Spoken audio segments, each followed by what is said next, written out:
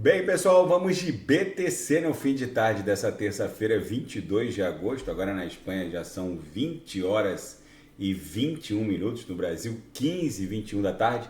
Gente, a BTC diante dessa movimentação muito violenta, até agora a mínima de hoje ficou exatamente em 25.726. Foi a mínima até agora desenhada hoje. Então vamos analisar no gráfico de Renko, que é um gráfico que ostenta uma inércia movimentacional mais consistente, por assim dizer.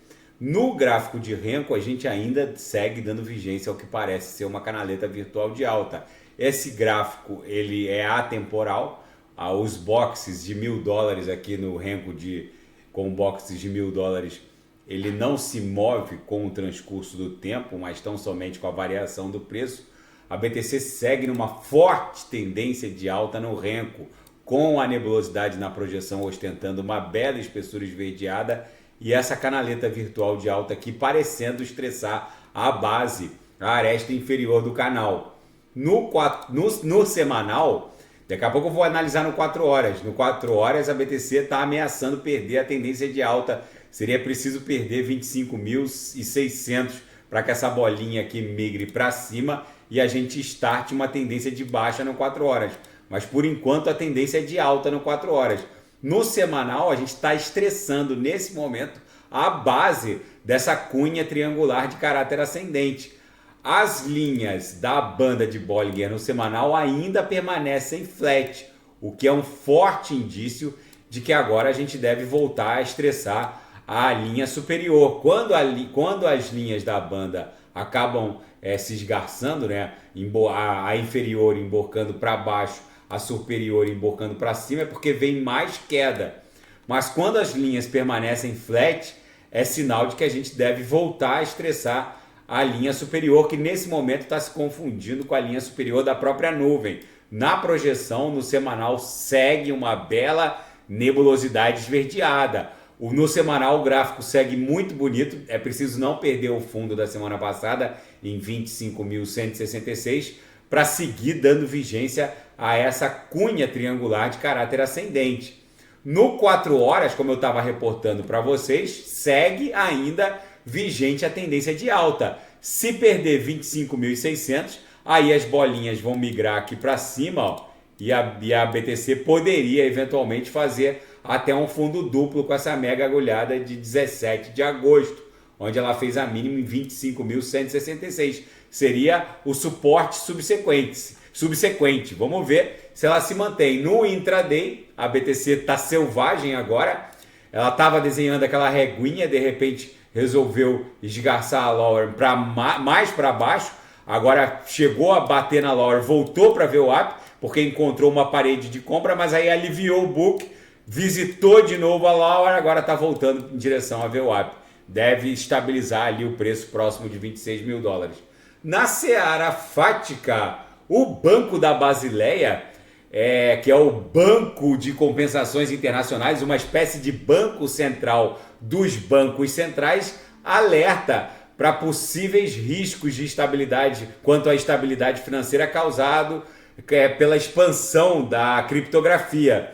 Segundo o Banco da Basileia, as economias emergentes estariam em risco e com a capacidade de controlar eventuais crises financeiras com a expansão da criptografia. Enfim, isso não é exclusividade das economias emergentes. O Sam Bankman-Fried, o infame fundador da FTX, se declarou inocente nessa terça-feira, 22 de agosto, de todas as acusações articuladas contra ele pela promotoria norte-americana.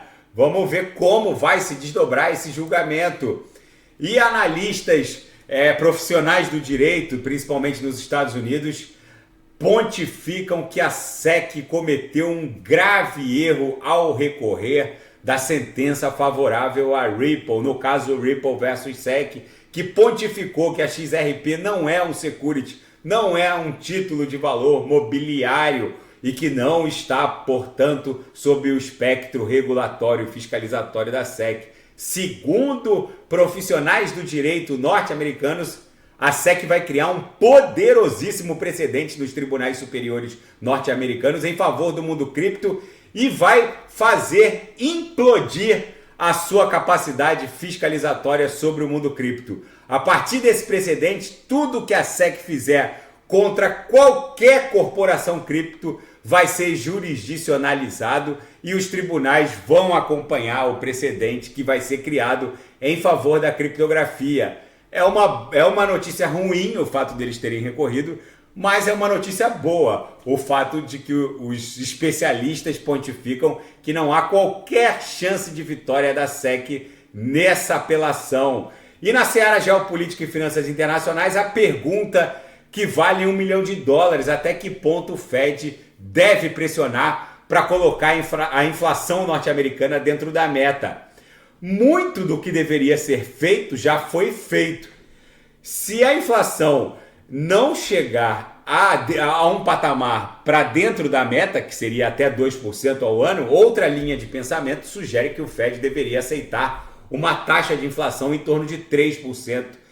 O Jerome Powell e outros membros do board do Fed dizem que mover as balizas dessa forma não seria uma opção. O desafio, então, seria terminar a luta contra a inflação, provavelmente dando continuidade a essa política de aperto quantitativo, quantitative tightening, enquanto o mundo aguarda o próximo pronunciamento do presidente do Fed em Jackson Hole, agora no Wyoming, onde está acontecendo uma conferência de banqueiros centrais. Fica essa expectativa. Muitos economistas ainda veem um risco de recessão muito sério para se desdobrar no ano que vem, mas existe uma pedra no meio do caminho do Fed, que é a corrida presidencial norte-americana, justamente em 2024, quando essa política de extremo aperto quantitativo, ou seja, ultra hawkish, teria que, na verdade, em razão da corrida presidencial, já estar dando sinais de uma postura dovish. O aperto quantitativo já deveria estar chegando ao fim e é muito provável que essa eleição coloque o Fed numa sinuca de bico e é muitíssimo factível que eles afrouxem esse caráter hawkish da sua política macroeconômica por um caráter ultra dovish, e isso seria uma guinada que com certeza deixaria a inflação persistente nos Estados Unidos por muitos anos num patamar bem acima de 2%, entre 3,5% e 4,5%. Isso com certeza levaria a BTC rapidamente para um patamar acima de $100 mil. E nos BRICS, que estão reunidos na África do Sul, Xi Jinping e Lula do Brasil dizem que o bloco vai ganhar cada vez mais peso no cenário internacional. O Lula deu a entender que os BRICS, que é o bloco formado por Brasil, Rússia, Índia, China e África do Sul, não seria exatamente um contraponto ou um inimigo do G7. Já o Xi Jinping disse que sim, os BRICS sim são um contraponto ao desastre econômico liderado pelo G7. Enfim, vamos ver como isso vai se desdobrar. O Xi Jinping e o Lula não falaram sobre essa suposta moeda lastreada no ouro que alguns analistas especularam. Ninguém ainda falou sobre isso, mas isso pode constar da ata final da reunião. Vamos ver como vai se desdobrar. E a Índia, depois da falha da missão lunar não tripulada promovida pela Rússia, cujo módulo Luna 25 acabou entrando numa espiral sem controle e colidiu com o solo lunar, a Índia vai lançar agora, amanhã, na quarta-feira, a missão Chandrayaan-3, que pretende fazer um pouso não tripulado no Polo Sul lunar. Por que o mundo está vivendo uma corrida maluca de volta para a Lua? O fato é que a Lua ela guarda uma grande riqueza que se chama hélio 3, que é o combustível da nova fronteira energética mundial, que é a fusão nuclear. Os chineses descobriram que a fusão nuclear com base em hélio 3 ela é muito mais estável e não seria possível desenvolver essa tecnologia de produção, que seria o santo graal da produção de energia de uma forma sustentável, sem o hélio 3, que é muito presente na Lua. No mundo, no planeta Terra, não é possível extrair uma grande quantidade de hélio 3, justamente porque a nossa atmosfera protege o planeta da radiação solar, que é capaz de produzir hélio 3. A Lua não tem esse problema, entre aspas, porque não há uma atmosfera protegendo o hélio, que é bombardeado e acaba produzindo esse isótopo, que é o hélio 3. Enfim, agora a Lua virou a nova fronteira minerária espacial, que está sendo objeto de cobiça de americanos,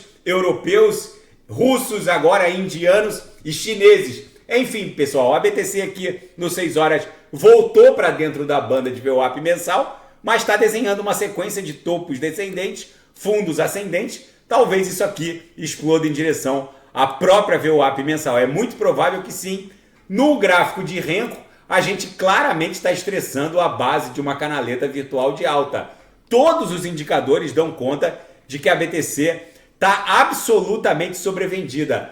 Nesse indicador aqui, que eu extraí de uma conta que eu sigo no Twitter, a gente está num nível de sobrevenda só comparável ao evento pandêmico que levou a BTC para aquele patamar de 3.700 e que acabou redundando num pump até de 64 mil dólares. Depois a BTC corrigiu e acabou buscando 69 mil.